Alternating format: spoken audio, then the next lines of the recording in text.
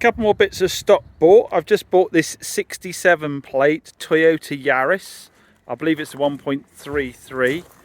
Nice little car, only covered, what is it, 37,000 miles. And it has a full service history. Now this car's owner has a famous relative, famous in our car circles. And this car actually did belong to Hubnut's sister, Ian's sister. This was her car. So she said she was going to sell it. She got some quotes from the main dealer she was buying her new car from, which I think was quite an insulting quote for how much she was prepared to pay her. She got a We Buy Any Car quote, and Ian said, why not get in touch with Chops and see what he'd offer? And presumably my offer was better than theirs because she brought it down to me from Taunton, I think it was. Cracking little car. I gave her a bit more than I actually offered her originally, believe it or not. Yes, a car dealer gave somebody more money for their car than they offered them. She said it needed a couple of little bits of paint doing. So when I asked her to show me the bits of paint that she thought the car needed, she was only able to point out to me that tiny little chip on the door handle and something on the door here, there, which is just sitting on top of the lacquer. That'll polish out. And I said, well, I'd factored in based on your description me having to do a couple of corners paint-wise, so I don't need to do that now. The only thing that was omitted that I think she'd forgotten about was this rail cover up here, which I needed to get. So I had a look online how much rail cover was, deducted that from how much I thought I needed to do for paint, and gave her extra money on top. So I've got no problem doing that. If someone's been probably overly critical of their car, I haven't got an issue doing that. There are a couple of faults you made me aware of as well, which we know we need to do, which is the aircon's not working. So that could be anything from a regas, but it could be a new aircon pump, or it could be, worst case scenario, a condenser behind the dashboard somewhere. Scary. The other thing is the washer's got low pressure, and a couple of times she's had the washer replaced, she had the pipework replaced, but when I asked her, she's not had the motor replaced yet. So I think the first call on that is stick a new motor in. Toyota Yaris, cracking car. They also, well, I had almost one identical the other day, didn't I? But it had quite a lot higher mileage on it. It was a bit older, and that sold really fast. But this one will do or not, I'm not sure, because it's a more valuable car. But we'll see. There's always demand for Yaris's out there, and this is a good one. Low miles, excellent condition. All the alloys are in fantastic condition. All the fabric's are good condition. She's really looked after it. Really nice little car. So yeah, I shouldn't think I got too much. Got reversing camera, parking sensors, cruise control. Let's just spotted that. Lane assist, electric mirrors, electric windows. Yeah, nice little car. What was the other car I bought? Where is it? Oh, over here. Crosslander. Now this is I find something very pleasing about this Crosslander. It's a 69 plate, so 2000, mid 2019. A 1.2, so everybody's going to go, oh, 1.2. But the best thing about this is, when I dug out a service book, it's literally just had its wet belt done. It's a full service history car, local car from the local Vauxhall dealership. And it is, it's full service history, including a cam belt last year. So 67,000 miles, which was the last service. 67,000 miles. I've just driven it back. Drives absolutely lovely. I mean, for the grease they get, the PureTech engines, those 1.2 turbos, they really do outperform their size. They really do go well. And I say, with the wet belt done on this and a full Vauxhall service history, I'm personally not concerned about selling it at all. Famous last words. Needs a good old clean. It's not too bad. Just a bit of normal use dirt on it. Alloys are all in nice condition. I like the colour. I think the colour's going to look fantastic once we give it a bit of a buff. We have got a broken front grille. We've got to track down a broken front grille. But yeah, that's another nice buy. Again, sort of towards the higher end of my price point. I do like stuff sub 5k because that sells super quickly. The Ford Focus has gone. So talking sub 5k cars, the Ford Focus has gone. So we got our subscribers 1.6 turbocharged Ford Focus Zetec, didn't we? That had 119,000 miles on it, and we had a lady that was interested in buying it. Now these guys over here, actually I'm pointing at them, they recommended me to this lady. She came to see me, see what I had in stock. She was nervous about the car having 119,000 miles on it, but she really only had like a £3,000 budget to buy a car. And I said, you really shouldn't worry about it. This car's got a fantastic service history. I showed her all the stamps are in the service book. I showed all the paperwork from our subscriber who'd done work on the car themselves and recorded it every single time. It's had its cam belt done. I drove the car for 2 days and I thought it was a brilliant car. Absolutely brilliant. With that 1.6 Zetec turbocharged engine, it went really, really well. And we know that's a reliable unit. She was a little unsure, so she took some time to think about it. Then she came back again and had another test drive. And she did actually say, she thanked me for that I was as patient as I was and didn't try and put any pressure on her to buy the car. So I've got no problem at all. The people that impulse buy the cars tend to be the people I have problems with. The people that take their time tend to be all right. So she went off with that this morning. Again, like I say, sub 5k market. Cars around about 3k.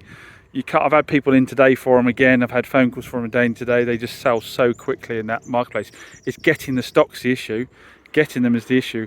I bought a couple more from auction today, so I'll just hop on BCA and show you because I'm trying to fill that gap. I can't find those cars locally. I'm not being offered them, so I need to go onto the auctions to try and grab them, which is risky, but we're sticking with simple cars. It shouldn't be too much of a problem. Fingers crossed. So as I said, I've continued to bid on small cars on line on BCA auctions, stuff that's at Bridgewater and at Bristol. I've won 2 at Bridgewater recently, on top of the other ones I showed you on the video the other day. I've got a 1.4 Nissan Note hatchback. You all know I love a Nissan Note. Nice spec one. It's an N-Tech. Good mileage, only 52,000 miles on a 2012. Should be a 3.5 to 4k car, I would have thought, that one. Grade 4, we can see in the picture there already there's scuff needs doing on the bumper, so we'll have to see how we get on with that. So we'll look at the essential report, just check if I bought anything with any warnings on it. Warnings were just for a tyre, so that looks good. I think the MOT history was decent on that car if I remember rightly.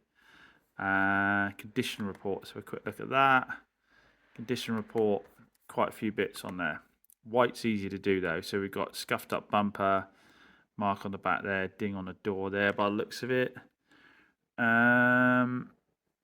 Yeah, various little dings, damage on the edge of the seat by the looks of it there. They do that quite a lot. I've got some black vinyl repair stuff I put on there. Yeah, should be able to make a good car out of that one. I can't remember how long the MOT was on it. 12th, so it's got quite a long, it's one through December, so quite a long MOT on that. It said it was going to be £2,000 was the cap price. I said retails there, says it's between about 3,600. And what did I end up paying for it? I ended up paying 1,600 for it, so it must be a lot worse than I think it is. We'll wait and see what it comes because you don't normally win them like that. And then an Alto, a little Suzuki Alto, which again, a car not many people think of buying when they look at a first car, but I find they're great. 2014 with only 70,000 miles on it. This was a bit of a punt, this one. Cap clean was 1,400. The BCA Essential Check came back with engine running, engine oil low, and engine misfire. Now, the reason I've taken a punt on this is everything else is good. I think the MOT history was good if I remember rightly. I'm sure the MOT warriors will be on that already. But in my experience, it takes an awful lot to kill one of those engines. And I've also had them marked as being noisy because they're a 3-cylinder 1 litre and they sound like a bag of spanners even when they're really healthy. So it's another, just a bit of a punt. But the other reason it's a calculated punt is if it did need an engine, worst case scenario, if it needed an engine, then it wouldn't be expensive to find one and put one in. We could do that here, no problem at all. So I think the retail, like it says 2.6, I think the retail is much nearer 3 on that. I think 2.995 on a 14 plate would do quite well. Again, with a fresh MOT on it. Sorry if I keep scrolling. Yeah, because one's got one through to September. What did they come out with all the fees on? What did I pay for that one? I paid for that one £800. But this is the kicker. £800 then has £325 worth of buyer's fees on it. Delivery £110. Then you've got VAT on top. So an £800 car becomes a £1,271 car. Same thing with the Nissan Note. Started off at just £1,600, but I paid the same amount of fees for that as I did for the £800 car. Mad, isn't it? Delivery £110, VAT, so I'm up to £2,119. But I think on both those cars I got a minimum of £1,500 margin on them. Now that is gross margin before we start sorting out all the paint, wheels, MOT, all that kind of guff, pay the VAT man for the sale of the car. 1,500 gross often ends up being, you know, £600, £500 at the end. So hopefully we can get a little bit more than it says for, and hopefully we can push that up to like 3,995, push up to 2,995, give ourselves 2k across it before we start doing all that work. But stay tuned. As soon as these start arriving, we'll see what we've got. What have we got that we bought recently? So we bought another Nissan Note, didn't we? We bought a Swiftie. We bought the Note and the Alta. These are the previous cars I bought. Which, if we look, we've sold that one. We sold that one. They both sold fine. We sold that one quickly. We sold that one fairly quickly. That one sold super quickly. And that one's just come back. So I should probably do you guys a video on how we've done profit-wise on these cars, shouldn't I, really? Keep you in the loop. Let me know down below if that's something you want to see or not. Or if you're okay just to know that I got by and made a living. Cheers! That's the end of Saturday, guys. Our Hyundai i30's been picked up and taken away.